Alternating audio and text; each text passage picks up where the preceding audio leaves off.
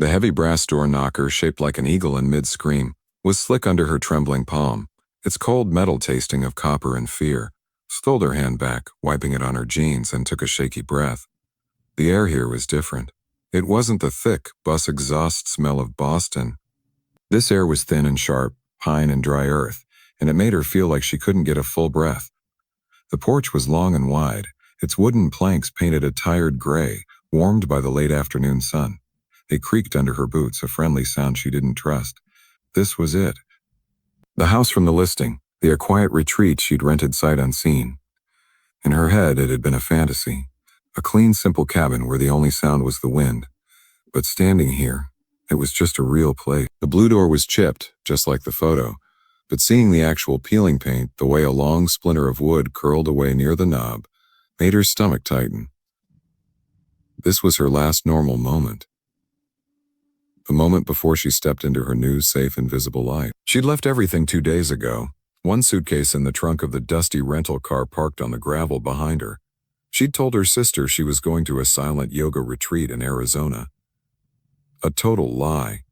She'd paid for this place with a stack of cashier's checks, a year's rent, sent to a post office box in Billings. The man on the email, the landlord, had been brief. Just instructions and a code for a lockbox with a key. His name was Ethan. That's all she knew. A shadow moved behind the thin kitchen curtain. Then the blue door swung inward. He filled the doorway. Not just tall, but broad, like he'd been carved from the same wood as the porch. His hair was dark, a little too long, and his face was all angles and stubble. He wore a faded plaid shirt, the sleeves rolled up past his elbows, revealing forearms corded with muscle and a web of old, white scars. He didn't smile. His eyes, a cool, distant gray blue, didn't meet hers at first. They looked past her, scanning the empty gravel drive, the wall of dark green pine trees that pressed in on the clearing, the gray mountains in the distance. His gaze was methodical, checking each point like a soldier on patrol. "You were a week early." His voice was low, graveled, like stones rubbing together at the bottom of a stream. The words were a small slap. She'd gotten the date wrong. A stupid, panicky mistake. She fumbled in her bag, her fingers clumsy. The email. I thought it said the 15th. It said the 22nd. He finally looked at her. His eyes weren't unkind, but they were empty of any welcome. They took her in, the city jeans, the clean sneakers, the fear she knew was plain on her face. He saw it all. "It's empty. Come in." He stepped back, making... She picked up her suitcase, the wheels catching on the doorframe. The inside of the house was one big open room, kitchen, living area. A stone fireplace taking up one whole wall. It was clean, but utterly bare. No pictures, no rugs, no clutter. The furniture was simple and old. A clock with a broken plastic casing ticked loudly on the wall. It read 4:17 p.m. Her own watch, still set to Boston time, was 3 minutes fast. She felt untethered, lost between hours. "A bathroom's there.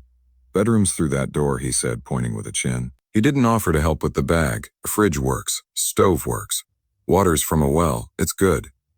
"Thank you," she said, her voice too small on the high beam ceiling. He gave a short nod, his eyes doing another sweep of the window. "The rule is simple. You stay on this side of the creek out back. I'm in the workshop on the other side. You don't come over there. For anything. You need something, you call the number I gave you. Don't come looking." It was more than unfriendly. It was a wall. A boundary made of ice. She just nodded, wrapping her arms around herself. "You see anyone on the road? Coming up here?" he asked, his tone casual, but his body was rigid. Her breath hitched. No one." It was empty. He watched her for a second longer, then nodded again. "Good. Lock the door after I leave. There's bears and other things." He moved past her back to the doorway. For a second he paused, one hand on the frame. He looked like he might say something else. His jaw worked. But then he just stepped out onto the porch, pulling the door shut behind him with a soft, solid click. The silence rushed in. It was a heavy, living silence, broken only by the loud clock and the hum of an old refrigerator. She was alone. She'd made it. This was safety. This bare, cold house in the middle of nowhere with a landlord who acted like a prison warden. She walked to the big window overlooking the front. She watched him. He didn't go to his truck. He stood on the porch, his back to her, perfectly still. He was looking down the long, winding driveway that disappeared into the trees. He stood like that for a full minute, just watching. Then he turned and walked off the porch, not toward the road but around the side of the house, vanishing from her view. Her heart, which had begun to settle, started a dull, anxious thud again. Why was he watching the road?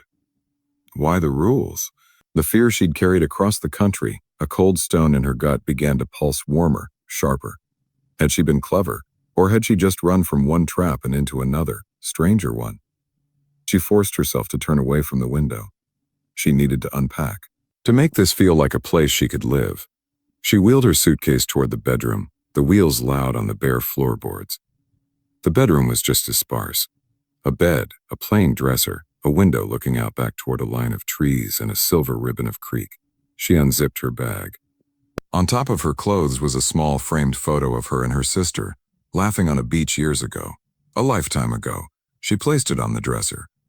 It looked foolish there, a tiny slice of a different world. A sound made her freeze. It wasn't a natural sound, not the wind or a bird. It was the crunch of gravel, slow, deliberate. Not the fast crunch of a car coming up the drive, but the slow, careful crunch of feet. She crept back to the main room, pressing herself against the wall beside the front window. She dared a look. A man was walking up her driveway. He wasn't Ethan. This man was thinner, dressed in a dark windbreaker despite the mild day. He walked slowly, his head turning, taking in the house, the rental car, the woods. He moved like he was checking things off a list. He stopped about 50 yards from the porch, right beside her rental car. Ty. He put a hand on its hood as if feeling for warmth. Then he looked up, directly at the window where she stood. She jerked back, her shoulder blades hitting the wall. Had he seen her? Her blood was a roar in her ears. She couldn't breathe. This was it. They'd found her. How? How? The cash, the fake name, the cross-country drive. It hadn't been enough. She had to call someone. The police. But the police back home were part of the problem. The local sheriff? How long would that take? Ethan. The rule was not to go to him. But he was here. He was right across the creek. She heard another sound. A car engine, approaching fast. Not from the driveway, but from the main road below. Tires spraying gravel. The man in the windbreaker heard it too. His head snapped toward the sound. His casual posture vanished. He took a step back from her car, his hand moving to his side. The smell hit her first, drifting in through the thin walls of the house. It was the sharp, acrid, terrible smell of burning brakes and torn pine trees. It was the smell of panic and violence. The sound followed a heartbeat later, a brutal, shattering symphony of metal screaming, glass exploding, and the deep, wet crunch of something heavy and solid giving way. It wasn't on the driveway. It was down at the bottom of it where her driveway met the county road. The man in the windbreaker was already running, not toward the crash, but off the gravel and into the thick cover of the pines, disappearing like a ghost. She stood frozen, the suitcase forgotten, the photo of her sister a blur on the dresser. The last normal moment was gone, shattered by that sound. The safe, quiet life she'd bought had lasted 17 minutes. And now the only person left between her and whatever was coming up that road was the cold, scarred stranger who had told her to never, ever come. The sound was still ringing in her ears, a high-pitched whine like a dying television channel. Her legs felt like they'd turned to water and set into concrete at the same time. A sharp, familiar ache flared deep in her ribs on the right side, an old ghost of pain from a different accident, a different life. Her body remembered panic before her mind could catch up. And then the door exploded inward. Not a slow opening. A violent burst of motion. Ethan filled the space, his face like stone. He didn't look at the crash. He looked at her. His eyes locked onto hers for one electric second. Then he was moving, not toward the front window, but straight at her. He crossed the room in 3 long strides. His hand shot out, not to hurt her but to grab her upper arm. His grip was iron, his palm rough and calloused against her skin. It wasn't gentle. It was practical, absolute, kitchen, floor, now. His voice was a low growl, a vibration she felt more than heard. He yanked her off her feet, pulling her behind the thick wall that separated the kitchen from the living room. He didn't ask. He didn't explain. He pushed her down behind the solid bulk of the old oven, its white enamel cool against her back. He crouched beside her, his shoulder pressing against the cabinets. His body was a wall between her and the living room windows. Don't move, don't move. Don't look, don't breathe loud. She tried. She squeezed her eyes shut, but she couldn't not listen. The world outside was wrong. There was no yelling. No calls for help. After that horrible noise, there was only a terrible waiting quiet broken by the faint crackle of something. Plastic? Leaves. And the rough idle of a damaged engine. Then, footsteps on gravel. Slow, deliberate, more than one set. Ethan shifted. He pulled a long, heavy wrench from a drawer beside him without looking, his fingers knowing exactly where it was. He held it loose and ready. He peered around the edge of the wall, just a sliver of his face showing. She saw the muscle in his jaw jump. She had to see. She had to know. Ignoring his order, she inched her head just enough to see a slice of the living room and the window beyond. Two men stood in her driveway where her rental car was parked. They were dressed in dark jackets, Jen's, work boots. Ordinary, except for the way they stood, They weren't rushing to the wreck. They weren't looking for survivors. The one on the left, a big man with a shaved head, was looking directly at the house. The other, thinner, was brushing little cubes of safety glass off the sleeve of his jacket. He took his time. He looked bored. They weren't here about the crash. The crash was just a doorbell. A loud, violent way to announce they'd arrived. A cold sweat broke out on the back of her neck. This was the man from the email. The man from the courthouse steps, the reason she'd run. They hadn't followed her. They'd been waiting. They knew. Her eyes darted to the back door. It was just 10 feet away. Through it was the back porch, then the tall grass, then the trees. She could run. Ethan's truck keys. She'd seen them when he came in. A single key on a red plastic fob, dangling from the ignition of his beat-up Ford pickup, parked on the side of the house. It was a clear, simple thought in the middle of the chaos. Run. Get to the truck. Go. It was her first real choice. Hiding here, trusting this angry, closed-off stranger, felt like waiting in a trap. Running felt like a chance. A small, desperate chance. She looked at Ethan. His entire focus was on the two men outside. He was planning. She could see it in the set of his shoulders. He wasn't thinking about escape. He was thinking about confrontation. Now, while he was distracted, she moved. Not standing up, but crawling fast and silent on her hands and knees away from the kitchen, toward the short hallway that led to the back door. The floorboards were cold and rough under her palms. Her heart hammered against her ribs so hard it hurt. She reached the hallway, out of his line of sight. She stood up in a low crouch, her hand finding the cool metal of the doorknob. She turned it slowly. It clicked. The sound was like a gunshot in the silent house. She froze, listening. No sound from Ethan. Had he heard? She pulled the door open just a crack. The afternoon light was blinding. Fresh air hit her face. Freedom was a straight shot down 3 wooden steps, across 20 yards of open grass, around the corner to the driver's side of that truck. She slipped out, pulling the door almost shut behind her. The porch was weathered wood, littered with dry pine needles. She took the steps one at a time, avoiding the middle of each tread where it might creak. Her sneakers touched the damp grass.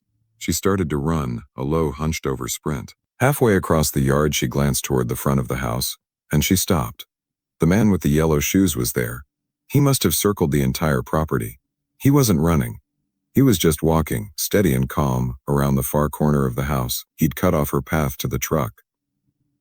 He hadn't seen her yet. His head was tilted, listening, his eyes on the back door she'd just come out of. He was between her and the vehicle, between her and the road. The plan was dead. The cold certainty of it washed over her. She was in the open. She was exposed. In 3 more steps, he would turn his head and see her. Her eyes swept the ground. A few feet away, leaning against the woodpile under the porch roof, was an old fireplace poker. It was long, made of black iron, one end twisted into a sharp hook. Without thinking, she lunged for it. Her fingers closed around the handle. It was shockingly heavy, the metal cold and gritty. She hefted it, her knuckles turning white with the strain. It wasn't a plan. It was an instinct. A last, stupid stand. The man with the yellow shoes turned. He saw her. He stopped walking. His face showed no surprise, no anger. It was blank, professional. His eyes went from her face to the poker in her hands and back to her face. A faint, almost invisible smile touched his lips. It wasn't a nice smile. It was the smile of a man looking at a child holding a stick. He took 1 step toward her. From inside the house, a voice low and clear cut through the quiet. "They're not here for me." Ethan, he was at the back door window, his face a pale oval behind the glass. He'd known she'd run. He'd probably known the moment she moved. He wasn't yelling. He was just stating a fact, telling her the truth of her situation. The men outside, the crash, the man in the yellow shoes. It was all for her. She had brought this to his doorstep. The man with the yellow shoes heard it too. His head cocked slightly. His hand, which had been hanging loosely at his side, drifted toward the waistband of his jeans. Ethan moved. The back door flew open. He didn't come out with a wrench. He came out empty-handed, walking straight toward the man, putting himself directly in the line between them. "Wrong house, friend," Ethan said, his voice calm, conversational. "You need to leave." The man's professional blankness flickered. He was calculating. One unarmed man. One terrified woman with a fireplace tool. But something in Ethan's walk and the way he held himself made the man hesitate. This wasn't a scared civilian. The standoff lasted 3 heartbeats. Then, from the front of the house, a voice called out,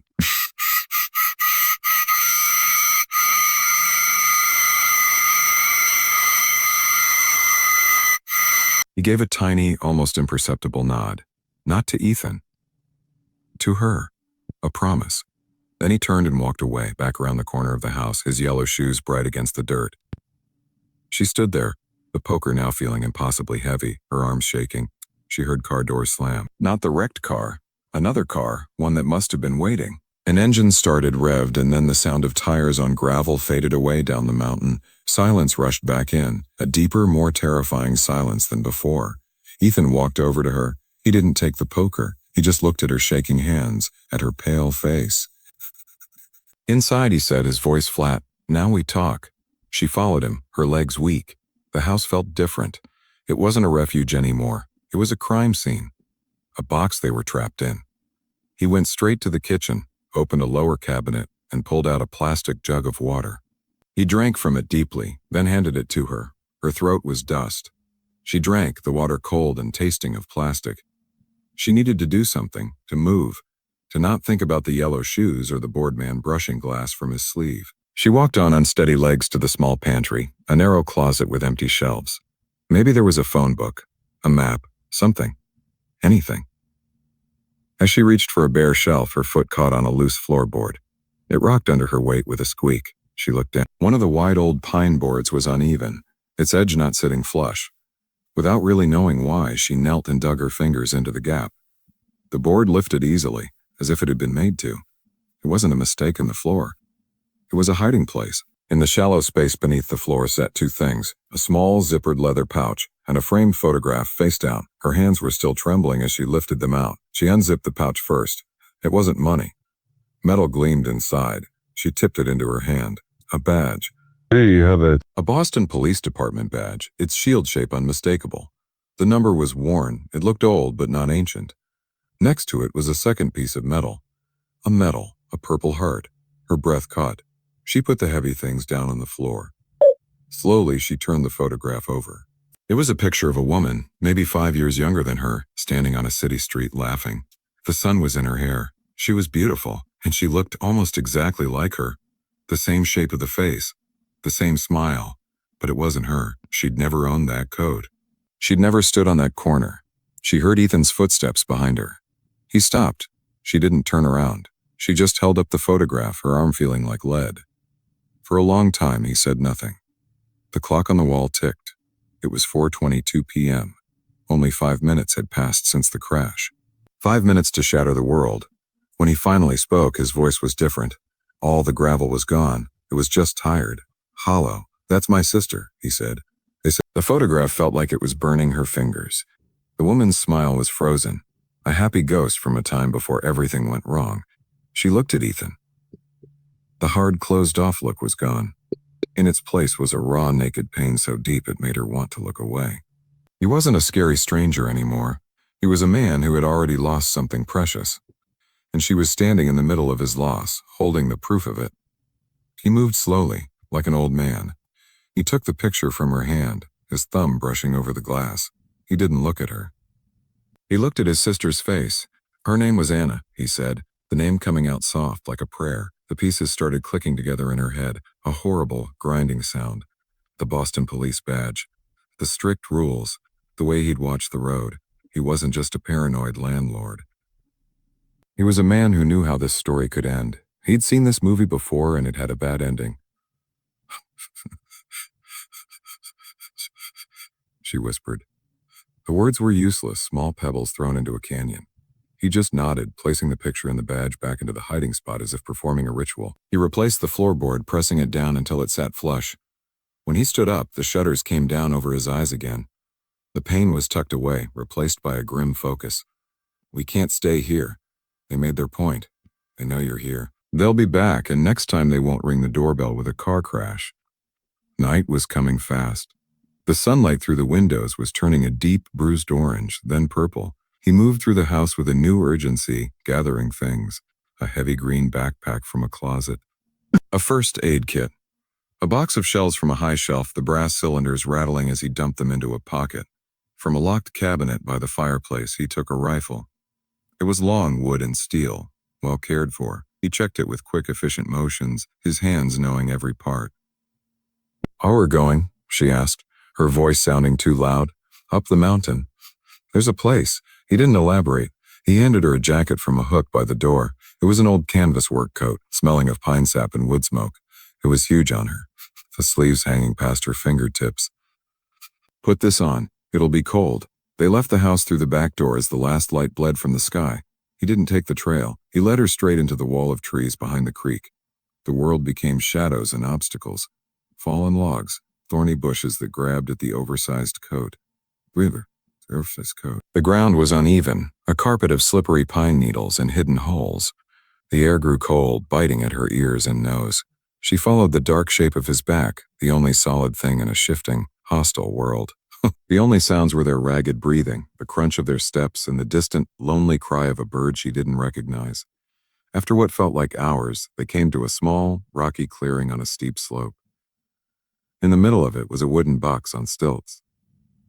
A hunting blind. It was little more than a shack, weathered gray with narrow windows cut into the sides. He pushed the door open.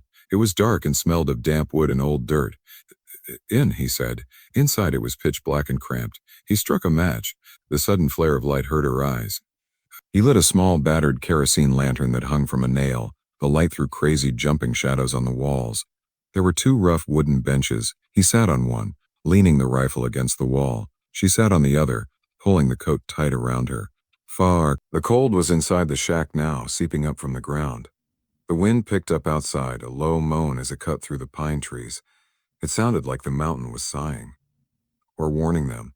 He was silent for a long time, staring at the weak flame of the lantern. A thin trickle of blood had dried on his temple, from where flying glass or debris had nicked him. It looked black in the lantern light. "You saw something you shouldn't have." A question. She swallowed. Her throat was dry. Back in Boston, a man. A powerful man. He was meeting with someone in a parking garage. Late at night, I was working late. I saw money change hands. I saw a file with a kid's picture on it. A foster kid. She closed her eyes, seeing it again. The sleek car, the man's expensive coat, the other man's nervous smile. The powerful man saw me. He looked right at me. He knew I saw. "And you went to the cops." She let out a shaky breath. "I did. I talked to a detective. He took my statement. He was nice. He told me they'd look into it, to go home and try to forget." She wrapped her arms around her knees. 2 days later, my apartment was broken into. Nothing was stolen, but everything was touched. My clothes, my toothbrush. My sister's picture on my nightstand was turned face down. It was a message. They knew who I was.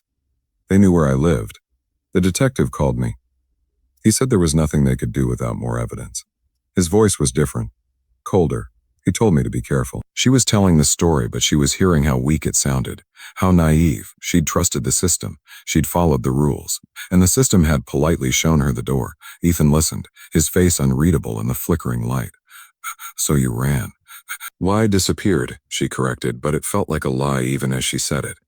He leaned forward, his elbows on his knees. "They're not going to stop. Men like that, they can't have a loose end. A witness who might someday grow a conscience or get brave, or just talk to the wrong person at a bar." His eyes met hers. The gray blue was like ice now. "You have two choices. I can lead them on a chase. Take the rifle, make some noise further up the ridge. Draw them away from you. You stay here, quiet as a mouse. When it's clear, you hike down to the county road, flag down a car. Take your chances with the state police. Trust that maybe this time someone will listen." The idea was a tiny, fragile hope. A clean room. An official in a uniform who would believe her. Or, she asked, already knowing she wouldn't like it. Or we use you as bait. We let them get close. We get proof, a picture, a recording, something concrete. We turn the tables. We trace it back to the source, to the man in the expensive coat. He paused. It's dangerous.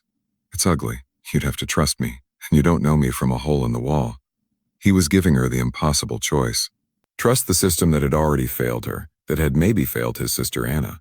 Or trust the devil she didn't know, a grieving, angry man with a rifle and a score to settle. The wind sawed at the walls of the blind. The lantern flame guttered, making the shadows leap. She felt the weight of her own foolishness. She hadn't been a brave whistleblower.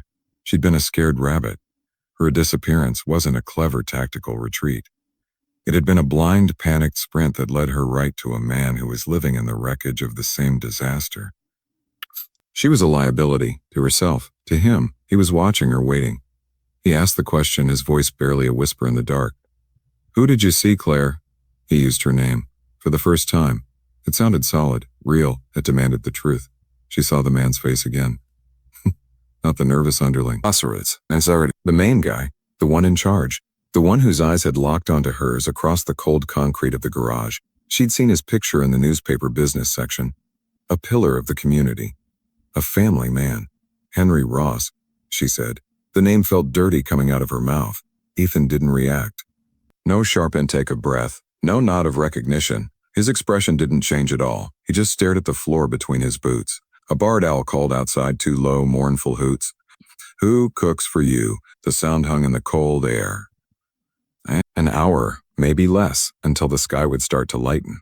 An hour to decide. And then Claire realized the wellness retreat glee she'd told her sister was a lie she'd also told herself. She hadn't come to Montana to hide. Hiding meant you planned to come out eventually. She had come here to race herself. To stop being Claire the witness. To become no one. A ghost in a borrowed cabin. But ghosts can't testify. Ghosts can't fight back. And now, because of her, another ghost, Anna, was in the room with them, her silent story a warning. She wasn't a ghost. She was a target, and she was sitting in a cold, dark box with the only person on earth who knew what that truly meant. The choice was no choice at all. She looked at the rifle leaning against the wall. Then she looked at Ethan's scarred hands, resting quietly on his knees. Hands that had held a badge, hands that had buried a sister. What do we do? She asked. For the first time, she wasn't asking for a way out. She was asking for... The silence after her question was thick enough to touch. Ethan didn't answer right away. He just looked at her in the lantern light. Really looked, as if seeing her for the first time. He wasn't seeing a problem or a victim. He was seeing a decision. She had chosen the fire. Now he had to trust her with the matches. He reached into his backpack, past the box of shells, and pulled out a small, rugged-looking radio. It was an old police scanner.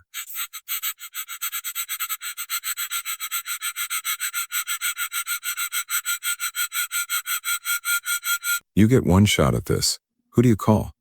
She stared at the radio. It wasn't a phone. It was a lifeline thrown into a stormy sea. Calling 911 was useless. The local sheriff was an unknown. The detective in Boston was compromised. Her mind, the same mind that had memorized license plates and noticed the specific make of a man's cufflinks, that had cataloged every threatening detail until it paralyzed her, began to work. But this time, it worked for her. This time, it worked for her. Not the police, she said slowly. Newspaper in Boston. The reporter who wrote about city contracts last year. Carl Mitchell. She'd read his articles. He was a pit bull. He asked questions that made people angry. If I give him details, only the man in the garage would know. It's not proof for a court, but it's proof for the front page. A faint, grim shadow of approval crossed Ethan's face. He was a man of proof, of concrete things. A badge, a bullet, a body. But he understood the power of a different kind of weapon. They'll be monitoring. They'll hear the transmission if we're not careful. Well, then we have to be somewhere else, she said. The plan was forming, fragile as a spider web. We have to let them see me. Out in the open. Somewhere you can see them. Somewhere I can see them. Somewhere I can talk. He nodded, his mind already mapping the terrain. The aspen grove. Down the ridge. It's a clearing. Good sight lines. Thin trees. He reached back into the bag, pulling out a small black digital recorder. You'll wear this. If they talk, we get it. You keep them talking. You get them to say his name. He handed it to her. It was cold and light in her hand. A tiny machine to carry so much weight. She slipped it into the pocket of the big canvas coat, her fingers brushing the cold metal. "What's your job?" he asked, his eyes sharp. "Keep them talking. Get the name on tape." "And my job, you get the picture. You stay hidden. She hesitated. "You have my back." He gave a single slow nod. It was a contract. Dawn came not with a sunrise, but with a slow leaching of the blackness into a deep, cold gray. Greld materialized around them. The cold air burned her lungs, but it felt clean, sharp. It woke her up. The aspen grove was like something from a dream. Hundreds of slender white trees with leaves that trembled even though there was no wind. They made a soft, constant shushing sound. The ground was covered in a carpet of yellowing leaves. In the center was a small, flat rock. Ethan positioned her there, his hands on her shoulders for a moment, turning her like a compass needle, a face east. "The sun will be behind you, in their eyes. I'll be there." He pointed to a thick cluster of boulders and young fir trees on the western edge of the clearing, about 60 yards away. "Don't look at me. Look at them. Talk to them. You're not scared. You're angry. You're a woman who wants to make a deal." "Hey, deal? They'll believe that. Everyone has a price. Play the part." He melted into the trees, becoming just another shadow. She was alone in the shivering quiet of the aspen grove. She pressed the record button in her pocket. A tiny red light glowed for a second, then went dark. It was live. She waited. The minutes stretched. The sky turned a pale, watery blue. The sun cleared the distant mountains, a blinding sliver of gold that painted the white tree trunks in brilliant light. It was behind her, just as he said. She stood by the rock, the oversized coat making her look smaller, not bigger. Didn't have to wait long. They came from the south, walking into the clearing without hurry, 2 of them. The big man with the shaved head, and the bored-sounding man from the driveway. He was the one in charge. He wore a different jacket today, dark green. He smiled when he saw her. It was the same empty smile as the day before. "A morning," he called out, his voice friendly. "Quite a hike you took. We've been looking all over for." The 2 men stopped about 20 feet from her. The big man's eyes were constantly moving, scanning the tree line. The bored man just looked at her, his hands in his pockets. "Look, let's not make this difficult. You come with us. You get in the car. You have a conversation with our employer. You explain what you think you saw. And then everyone goes home. Simple." "I know what I saw," she said. Her voice sounded stronger than she felt. "I saw Henry Ross. In the garage on Warren Street, on the 9th of October. He was with a man named Paulie Ferraro. He gave him a white envelope. Ferraro gave him a blue file folder. The tab on the folder said Davies K. The bored man's smile didn't slip, but it froze solid, a flicker in his eyes. She'd scored a hit. The specific details, the names, the date, they were her ammunition. "You've got a good memory," he said, his tone cooler. "A dangerous thing to have. It's worth something," she said, forcing herself to take a step forward. "Playing the part. My silence is worth something. I didn't come out here to hide forever. I came out here to think, to decide what my memory is worth to a man like Henry Ross." The big man took a step to the side, beginning to flank her. She kept her eyes locked on the bored man. "Don't look at Ethan. Don't look at the flank. You think you're in a position to negotiate?" The bored man asked, a laugh in his voice that had no humor. "I think I'm the only one who knows where the copies are," she lied. The words came out smooth, surprising her. Her flaw, the meticulous, observant mind, was spinning a story, weaving details into a believable threat. "A statement I wrote. The pictures I took with my phone before I broke it. They're in a safe place. If I don't check in, they get sent. To the news, to the FBI, to every blog in the city." The bored man's smile vanished. He studied her, reassessing. She needed the name on the tape. "I want to hear it from him, from Henry Ross. I want him to tell me himself what it's worth to make this go away. No more middlemen." She gestured at them with contempt. "You more guys in cheap jackets who wreck cars and scare women." Anger flashed in the bored man's eyes. He didn't like being called cheap. He didn't like that she wasn't cowering. He took a step toward her. "You don't get to talk to him. You talk to me. And my offer is this. You get in the car now, or you don't leave this pretty little grove of trees." From the corner of her eye, she saw a flicker of movement in the boulders. Ethan, he was changing position. She had to keep them here. She had to get the name. Then you're wasting my time, she said, turning as if to walk away. A bluff of incredible, stupid bravery. Hey, the bored man barked. She turned back. What? He pulled a phone from his pocket, not to call someone, to show her something. He held it up.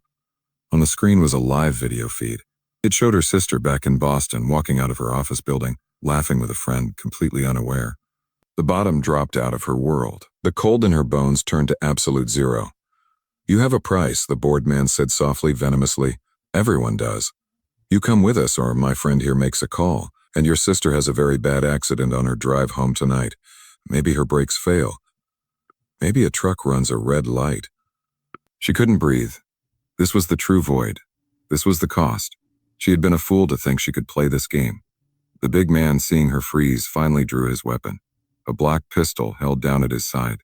From the tree line, a voice cut through the cold air. Not a yell. A clear, hard statement. Ethan's voice, amplified somehow by the rocks or the stillness. He's here. For you? The bored man's head snapped toward the sound. Not toward Ethan's hiding place, but toward his partner, the big man. Confusion twisted his features for a split second. And in that second, Claire saw it. The doubt. The fear that maybe, just maybe, his employer had decided 2 loose ends were 1 too many. That maybe the big man's orders were different. It was the crack she needed. The bored man's hand tightened on his phone. The big man's gun arm tensed, beginning to rise, his eyes darting between her and the trees. Ethan's voice had done its job. It had planted the seed of distrust. It had redefined the battlefield. Claire's hand, still in the pocket of the coat, clenched into a fist. Her fingers brushed against cold, smooth stone, a jagged piece of quartz she'd picked up without thinking on the walk down. It wasn't a weapon. It was a distraction, a last desperate move. She pulled the rock from her pocket just as the bored man, making a decision, shouted at the big man. Forget her. Find the other one. The big man turned toward the trees, raising his pistol. Claire didn't think. She threw the rock. It was a weak, pathetic throw. It didn't hit the bored man. It landed in the dry leaves at his feet with a soft thud. But it made him look down. And from the movement from the boulders wasn't a blur. It was a terrible, deliberate uncoiling. Ethan didn't run into the clearing. He stepped out from behind the rocks, the long rifle already at his shoulder. He didn't yell. He didn't fire. He just stood there, a solid silhouette against the dark green of the firs, the barrel of the rifle pointed at the ground between the 2 men. It was a statement more powerful than any shot. He was here. The game had changed. The big man with the gun froze, caught between 2 targets, the woman and the man with the rifle. The bored man snapped his head up from the rock at her feet, his eyes wide. The live video feed of her sister was still glowing on the phone in his hand. For 3 long seconds, the aspen grove was perfectly still. Only the leaves trembled. Ethan spoke, his voice calm, carrying across the distance. Phone. On the ground. Kick it away. The bored man hesitated, his thumb hovering over the screen. Now, Ethan said. The word had no anger in it. It was just cold fact. Slowly, the bored man bent and placed the phone on the carpet of yellow leaves. He gave it a shove with his foot. It skittered a few feet toward Claire. She didn't move to pick it up. Her eyes were locked on the big man's gun. Your piece, Ethan said to the big man. Same thing, slow. The big man's jaw tightened. He was calculating odds. 60 yards. A rifle against a pistol. He was a professional, but he was also a pragmatist. He bent, slowly, and laid the black pistol on the ground. He didn't kick it. Back up. 10 steps, Ethan instructed. The 2 men shuffled backward, their boots crushing the delicate leaves. They were out in the open now, helpless. The power had drained from them and pooled at Ethan's feet. Only then did Ethan walk forward. He moved with a hunter's grace, silent, his eyes never leaving the 2 men. He stopped by the pistol, scooped it up without looking at it, and tucked it into the back of his waistband. He kept walking until he stood beside Claire. He didn't look at her. He kept the rifle leveled, not at the men's chests, but at the center of their group. You have a recorder, he asked her, his voice low. She nodded, her throat too tight to speak. She pulled the small black device from her pocket. The red light was still off, but it had been running the whole time. Play it back, Ethan said. The last part, loud. Her fingers were numb and clumsy. She fumbled with the buttons. Finally, she found the right one and pressed play. She held the recorder up. Her own voice, tinny and small from the speaker, filled the quiet grove. I want to hear it from him. From Henry Ross, then the bored man's voice clear as day. You don't get to talk to him.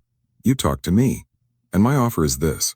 You get in the car now, or you don't leave this pretty little grove of trees. She stopped the recording. The name hung in the air. Henry Ross, on tape. Connected to a thread. The bored man's face went from pale to a sickly gray. He understood. This wasn't just about silencing a witness anymore. It was about evidence.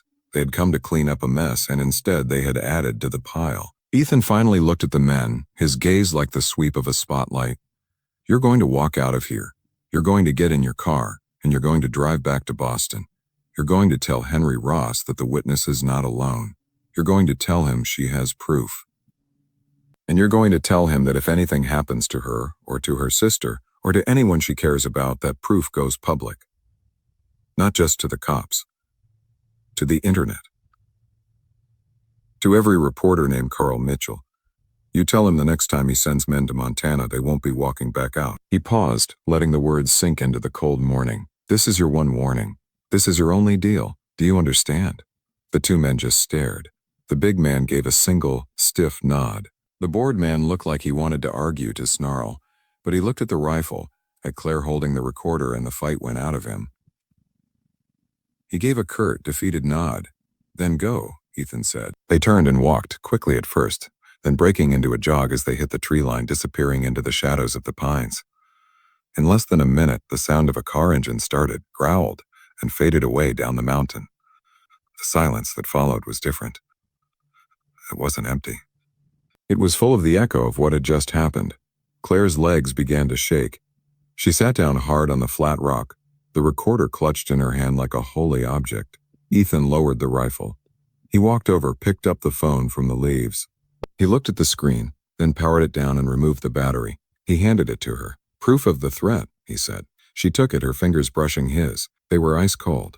They didn't speak on the walk back to the house. The sun was higher now, warming the air. The world looked ordinary again. Birds chirped, squirrels chattered, but it felt like a thin skin over something that had been deeply cracked. Back at the house, the damage was obvious. The front door was splintered from where they'd forced it. Drawers were pulled out. Cushions slid open. Her suitcase had been dumped, her clothes strewn across the floor. The photo of her and her sister was face down on the dresser, just like in her old apartment. A message received. For the next week, they lived in a strange, quiet limbo.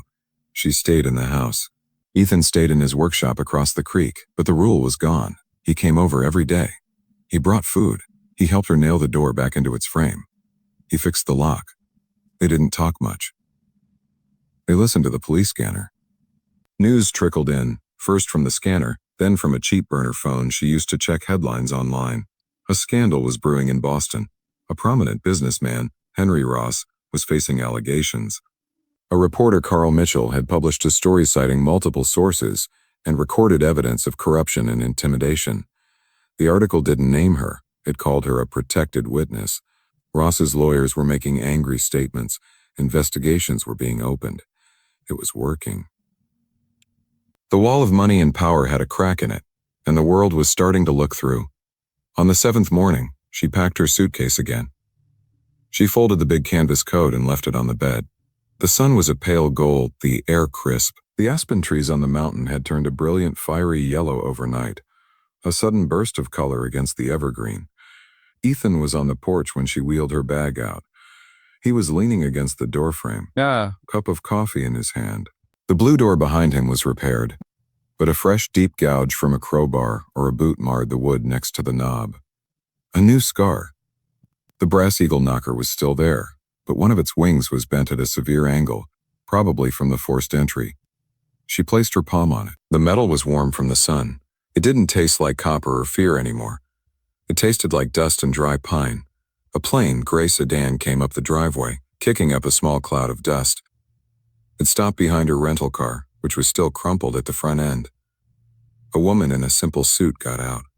A prosecutor's aide sent to take her into protective custody to a safe house where she would give her official statement. It was time. Ethan handed her a fresh cup of coffee. She took it. Their fingers didn't touch this time. "Thank you," she said. The words were too small for what he had done, for showing her what it meant to not run, but to stand. To use her fear as a weapon. He just nodded, looking past her at the road, then at the vast, empty sky behind the house. The weight of the last 7 days was in the lines around his eyes, in the new stillness of his posture. He wasn't just a protector. He was a man who had kept a promise to her, and maybe to a sister named Anna, and in doing so, had finally laid down a burden he'd been carrying for years. He said, "Drive east." She got into the gray car. The aide, a quiet woman with kind eyes, didn't ask questions. The engine started. As they pulled away, the gravel pinging under the chassis, Claire looked in the side mirror. She didn't see a hero or a protector watching her leave. She saw a man alone on a porch, the chipped blue door with its fresh scar behind him, the bent knocker beside him, the endless wilderness around him. He wasn't looking at the car. He was looking at the mountains, his face turned toward the sun. Finally, truly silent. Finally, truly silent. The car turned onto the county road, and the house, the porch, the man were gone. In her pocket, she carried a cheap phone and a digital recorder. In her head, she carried the memory of white aspen trees and the sound of a voice that had planted a seed of doubt in the heart of a predator. She was going east, back toward the noise and the light and the fight. But she wasn't the woman who had arrived a week ago, tasting fear on a brass eagle. She was someone else now. Someone with a scar of her own, and the weight of a debt she could never repay, but would spend the rest of